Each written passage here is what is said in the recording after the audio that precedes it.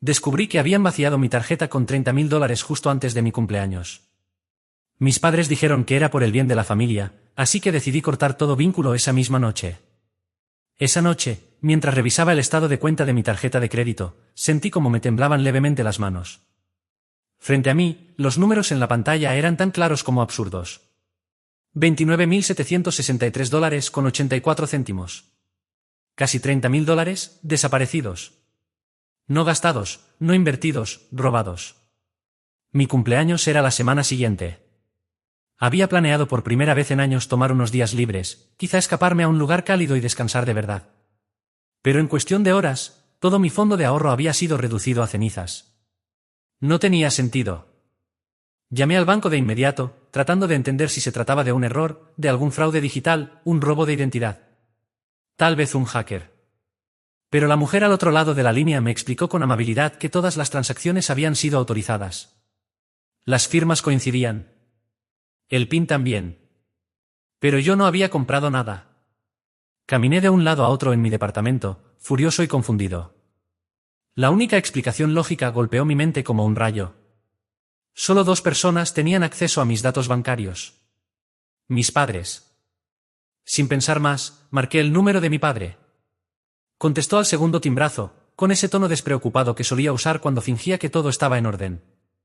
Hola, hijo. ¿Todo bien? Apreté los dientes antes de hablar. Mi tarjeta está al máximo. $30.000. ¿Tú sabes algo de eso? Hubo una pausa. Larga, espesa, insoportable. Bueno, respondió por fin, con un cambio repentino en su tono. La familia lo necesitaba más que tú. Al fin y al cabo, tú estás bien. Ganas buen dinero. Sentí como la sangre me hervía. ¿Usaste mi tarjeta? No lo veas así, espetó, elevando la voz. Siempre actúas como si tu dinero fuera solo tuyo. Somos familia. A veces hay que hacer sacrificios. Antes de que pudiera contestar, escuché a mi madre de fondo. Se reía. Como si todo fuera una broma. Y, sinceramente, no necesitas un viaje caro por tu cumpleaños. Teníamos mejores planes para ese dinero. Puedes celebrar solo este año. El mundo se me vino abajo por un instante. Mi respiración se volvió corta y rápida. Recordé todos los años en los que había trabajado en 2 empleos mientras estudiaba. Cada centavo ahorrado, cada plan cancelado por ayudarles. Y ahora esto. Tragué saliva, respiré hondo, sin levantar la voz, dije. Entonces no me vuelvas a llamar. Colgué antes de escuchar otra excusa. Esa misma noche, con las luces de la ciudad filtrándose por la ventana, abrí mi computadora. Fui directo a cada una de las cuentas que compartíamos. La hipoteca que había confirmado, cancelada. El préstamo del camión que había garantizado para mi padre, eliminado. La línea de crédito de mi madre, vinculada a mi nombre, anulada. No grité, no confronté. Solo hice clic. Silenciosamente, fríamente. Como quien cierra una herida. No se trataba de venganza. Era un límite. Uno que debería haber puesto hace años. Querían ver cómo era la vida sin mi ayuda. Estaban a punto de descubrirlo. No por odio, sino porque seguir permitiéndolo casi me destruye. Quizás te preguntes cómo llegué a esto. Como un hombre adulto, con una carrera estable, terminó siendo exprimido por su propia familia. La verdad es que no ocurrió de golpe. Eso es lo más retorcido. Fue un proceso lento, paciente, estratégico. Desde que conseguí mi primer empleo serio, un puesto junior en una firma financiera justo al salir de la universidad, mis padres lo celebraron como si fuese su logro. Nosotros lo sacrificamos todo por ti. Me repetía mi padre con frecuencia. Nos debes esto. Sin nosotros, no habrías llegado tan lejos. Mi madre solía añadir. Solo te pedimos un poco de ayuda. Es lo que hace una familia, ¿no? Al principio fueron cosas pequeñas. Unos cientos para impuestos, unos miles para una cirugía dental de mi hermana menor, Abril. Después el viejo camión de mi padre se averió y me pidieron que confirmara para otro. Luego fue la tarjeta de crédito de mi madre, solo por un tiempo. Me convencí de que era lo correcto. Me habían criado. Era lo que hacía un buen hijo, ¿no? Pero lo temporal se volvió costumbre. Mi padre comenzó a esperar que cubriera cualquier déficit de la hipoteca. Mi madre dejó de fingir siquiera que me devolvería el dinero. Y Abril, la favorita, renunció a su trabajo para encontrarse a sí misma y explorar su creatividad. Mientras tanto, yo me encargaba de sus pagos estudiantiles para que no arruinara su historial crediticio. «Ganas 6 cifras», me dijo mi madre una vez, con desdén. Como si eso solucionara todo. «No estamos pidiendo tanto». Sí, ganaba 6 cifras. Pero después de impuestos, alquiler y las emergencias familiares interminables, mi cuenta bancaria parecía más la de un cajero de comida rápida que la de un profesional exitoso. Mientras mis amigos compraban casas, viajaban, invertían, yo seguía en mi departamento estrecho, comiendo comida para llevar y pretendiendo que todo estaba bien. Durante años me volqué por completo en construir un futuro estable, pero al mismo tiempo me iba vaciando, intentando sostener la vida de los demás. Todo llegó al límite hace 2 años, cuando mi padre perdió su empleo tras ser descubierto malversando fondos en su empresa. Me enteré del escándalo mucho después, cuando ya le había prestado cerca de $40.000 para ayudarlo a superar un bache. «Es algo temporal, hijo», me dijo entonces, con una voz empapada de una humildad fingida. «En cuanto me recupere, te devuelvo hasta el último centavo». Pero nunca se recuperó. Al contrario, tanto él como mi madre decidieron intensificar su dependencia económica de mí. Mis tarjetas de crédito se convirtieron en su fondo de emergencia. Empezaron a usar mi nombre para solicitar préstamos sin informarme, falsificaban firmas, convencían a gerentes de banco con mentiras disfrazadas de orgullo familiar. «Nuestro hijo se hará cargo si pasa algo». Y Abril, ella jugaba su papel a la perfección, la hija frágil e indefensa. Cada nuevo iPhone, cada retiro de spa de lujo, los cursos de formación en yoga, todo lo cargaba a mis cuentas. Siempre con la misma sonrisa vacía y promesas huecas. «Cuando mi carrera como influencia arranque, te pagaré todo». «¿Solo ten paciencia?» Sí. Intentar imponer límites era inútil. Enseguida venía el chantaje emocional de siempre. «¿Quieres que tu padre pierda la casa? ¿O cómo puedes ser tan insensible cuando Abril necesita ese retiro para su salud mental?» Y el clásico final. «El dinero te ha cambiado. Te has vuelto frío». El colapso llegó el mes pasado. Me negué por primera vez a cubrir un préstamo de $15.000 para el negocio del novio de Abril, un tipo incapaz de mantener un empleo más de 3 meses. Aunque él se autodenominaba emprendedor. Mi padre estalló en plena cena. «¿Estás destruyendo esta familia?», gritó, golpeando la mesa. Mi madre rompió en llanto, como de costumbre, y Abril salió disparada escaleras arriba, dando un portazo como si fuera una adolescente herida. «Tiene 26 años». Yo me quedé ahí, en silencio, sin mover un músculo. Porque ya no tenía sentido responder. Esa misma noche, cuando todos se fueron a dormir, revisé mi estado de cuenta. Había una nueva transacción de $30.000. Ni siquiera se molestaron en pedírmelo esta vez. Simplemente tomaron lo que quisieron. Sabía que iba a estallar todo, pero no esperaba que fuera tan rápido y tan brutal. A la mañana siguiente, mi teléfono no paraba de sonar. 27 llamadas perdidas, 15 mensajes de voz y cientos de textos, algunos suplicantes, otros furiosos, la mayoría llenos de veneno. Al llegar al trabajo, los vi esperándome en la entrada del edificio, parados como una jauría acechando. El rostro de mi padre estaba rojo, casi púrpura. Mi madre, con las mejillas húmedas, fingía lágrimas. Abril, con los brazos cruzados, irradiaba soberbia. Ni bien cerré la puerta del coche, mi padre se me echó encima, señalando con el dedo como si fuera un cuchillo. «¿Qué demonios hiciste? Nos arruinaste. Eres un egoísta de mierda». «No me inmute». «Esta vez no». Me protegí, respondí con frialdad, algo que ninguno de ustedes hizo jamás por mí. «El banco llamó esta mañana». «Bramó. La hipoteca está congelada. Se llevaron el camión. Las tarjetas de tu madre están bloqueadas». «¿Con qué derecho haces esto? ¿Con qué derecho?», repetí, incrédulo. «Ustedes me robaron. Falsificaron mi nombre, vaciaron mis tarjetas, arruinaron mi crédito. Pasé años encubriendo sus errores. Ahora les toca asumir las consecuencias». «Somos tu familia», gritó mi madre, con la voz rota y teatral. «¿Cómo puedes hacernos esto?». Sus ojos, sin embargo, seguían siendo los mismos, fríos y calculadores. «Los que me manipularon toda la vida». «La familia no roba», dije.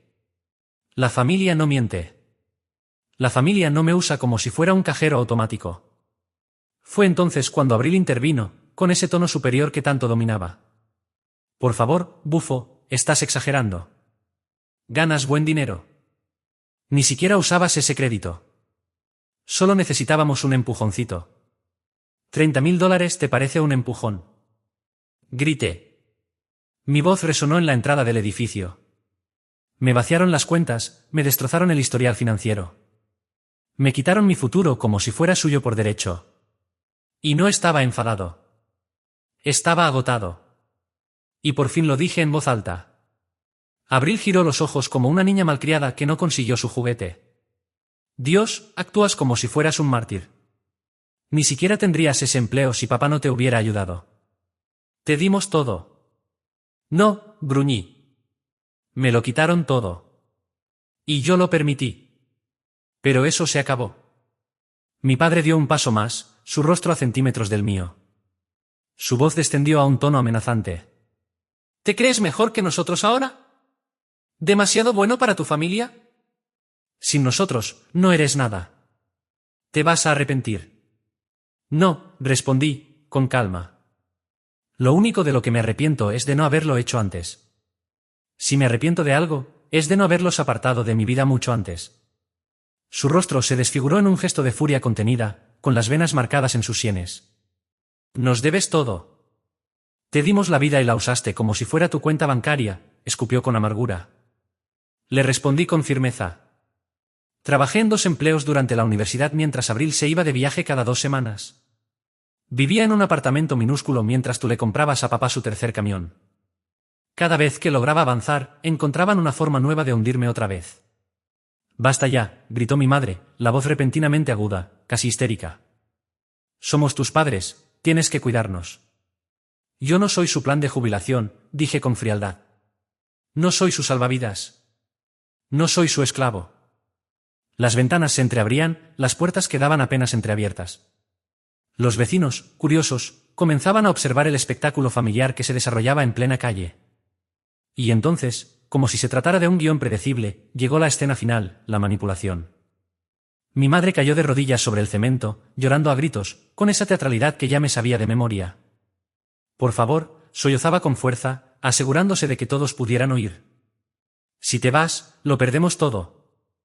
La casa, la salud de tu padre, Abril quedará en la calle. Entonces tal vez Abril debería buscar un trabajo, respondí sin titubear.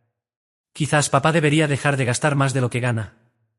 Y tú deberías hacerte cargo de una vez por todas de lo que ustedes mismos destruyeron. Eres un monstruo sin corazón, chilló Abril.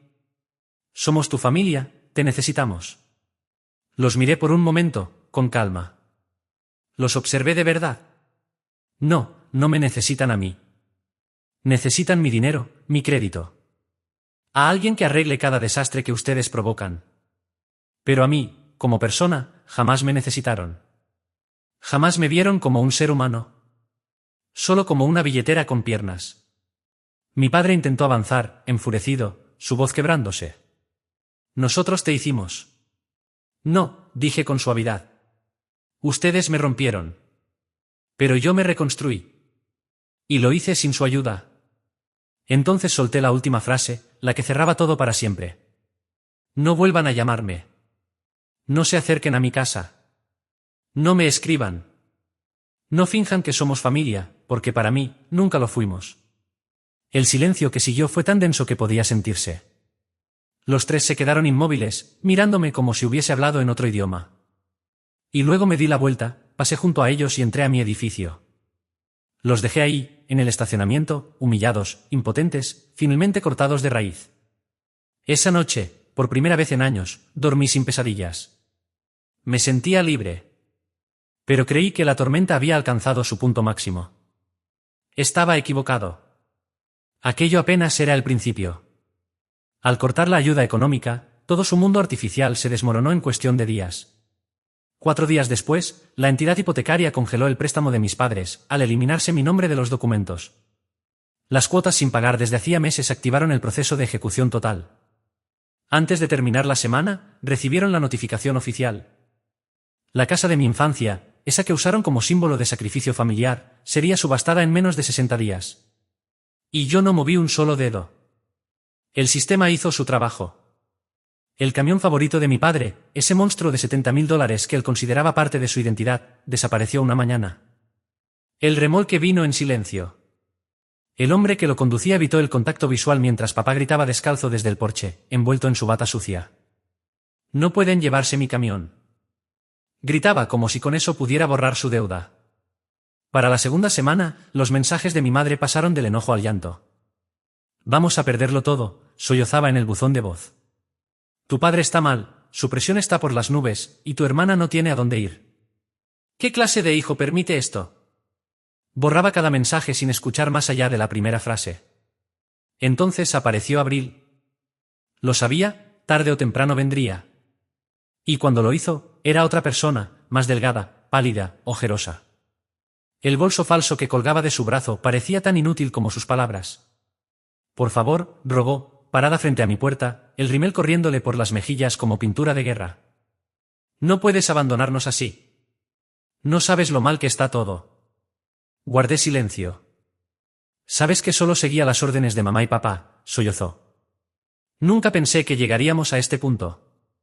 Pero soy tu hermana, por favor, aunque sea por un tiempo». La observé durante varios segundos. Y por primera vez, no sentí absolutamente nada. Ni pena, ni culpa, ni obligación. «Se acabó, Abril», respondí con indiferencia. «Vete a casa, si todavía tienes una». «No puedes hablar en serio», murmuró ella, rota. «Eres mi hermano». «No», le dije, con el tono de quien cierra una puerta para siempre. «Fui tu banco. Y está cerrado». El personal de seguridad la sacó del edificio 15 minutos después. Intentó más veces. Llamadas, mensajes, redes sociales. Llantos, insultos, súplicas. Incluso contactó a parientes lejanos para que intercedieran. «Ayúdalos a levantarse», decían. «Siguen siendo tu familia. Estás siendo cruel». «Cruel». ¿Cruel fue vaciar mis cuentas mientras sonreían en mi cara? ¿Cruel fue falsificar mi firma? ¿Cruel fue dejarme sin vacaciones, sin relaciones, sin cumpleaños, para reparar sus errores sin fin? Que enfrenten las consecuencias». Al terminar el mes, su mundo perfecto era historia. Se mudaron a un departamento de 2 habitaciones al otro lado de la ciudad, lejos del paraíso suburbano que tanto alardeaban. La ejecución fue pública. Los vecinos hablaban. Los amigos desaparecieron. Papá perdió lo poco que quedaba de su orgullo. El hombre que solía creerse un rey, ahora hacía trabajos de mantenimiento apenas para cubrir el alquiler. Su salud empeoró, sin poder costear los medicamentos. Mi madre fingió durante un tiempo, subiendo fotos viejas a las redes, simulando que todo iba bien. Pero hasta esa máscara se rompió. Las deudas no dejaron de llegar. Y Abril. Abril vio cómo sus sueños de influencer se derrumbaban. Sin mi dinero alimentando su vida de apariencias, su audiencia la abandonó. Terminó saltando de sofá en sofá, dependiendo de amistades superficiales que se esfumaban en cuanto no podía pagar el bruncho su parte del alquiler. Un día intentó contactarme a través de un amigo en común. «Está muy mal», me dijo él, incómodo. «Prácticamente está en la calle». «Quizás deberías». «No», lo interrumpí. «Ya hice suficiente». Y ese fue siempre su error. Nunca entendieron que yo. Durante mucho tiempo creí que ceder, aguantar y dar sin medida era un acto de fortaleza. Pero hoy entiendo que mi mayor muestra de fuerza fue detenerme. Y cuando lo hice, ellos se vinieron abajo, aplastados por el peso de sus propias exigencias. En cambio, mi vida al fin comenzó de verdad. Compré mi propio apartamento. Nada extravagante, pero sí hermoso y completamente pagado. Era mío. El silencio que habitaba entre esas paredes no se parecía a nada que hubiera experimentado antes. Por primera vez en más de 10 años, no estaba viviendo para sostener a nadie más. No estaba tratando de apagar incendios ajenos. Por fin era libre. Empecé a viajar, y no hablo de planes cancelados ni de vacaciones interrumpidas por emergencias familiares. Me refiero a viajar de verdad. Estuve en Islandia, en Italia, en Japón. Me paré bajo las auroras boreales, respirando un aire tan limpio que parecía borrar cada rastro de culpa que alguna vez cargué. La terapia se convirtió en mi salvavidas. Ahí comencé a desentrañar años de manipulación emocional, de chantaje disfrazado de amor y de un servilismo financiero que me agotó el alma. Recuerdo una frase que me dijo mi terapeuta y que jamás olvidaré. Tú no tuviste padres. Tuviste parásitos vestidos de padres. Y tenía razón. El único mensaje que rompió ese silencio vino de alguien inesperado. El exnovio de Abril. Me escribió simplemente: hermano, ahora entiendo todo. Ellos no te merecían. Siento no haberlo visto antes. Al leerlo, sonreí. No por orgullo ni venganza, sino por paz. Porque por primera vez en mi vida, yo no era el malo del cuento. Y eso, créeme, fue liberador. Es curioso cómo el silencio me aterraba antes. Para mí, el silencio era el preludio de una nueva tormenta, otra llamada, otra emergencia, otra emboscada emocional que siempre venía disfrazada de familia. Hoy, el silencio es libertad. El peso en mi pecho, ese que me acompañó durante años, desapareció. Ya no hay llamadas a gritos. No hay súplicas. No hay exigencias disfrazadas de cariño. Solo hay calma. Cada noche me siento en el balcón de mi apartamento. Contemplo la ciudad, el brillo de las luces en la distancia. Es mi espacio, mi dinero, mis decisiones. Y cada cosa me recuerda que sobreviví, que me salvé. El rencor se fue hace tiempo. Lo que queda es claridad. Me hicieron creer que mi valor estaba en cuanto era capaz de sacrificar por los demás. Que ser leal era desgastarse por gente que jamás preguntó si yo estaba bien. Le llamaron familia. Pero nunca fue amor. Fue una transacción en la que yo daba todo, y ellos solo tomaban. La mentira más peligrosa no fueron los documentos falsificados ni el dinero que me arrebataron.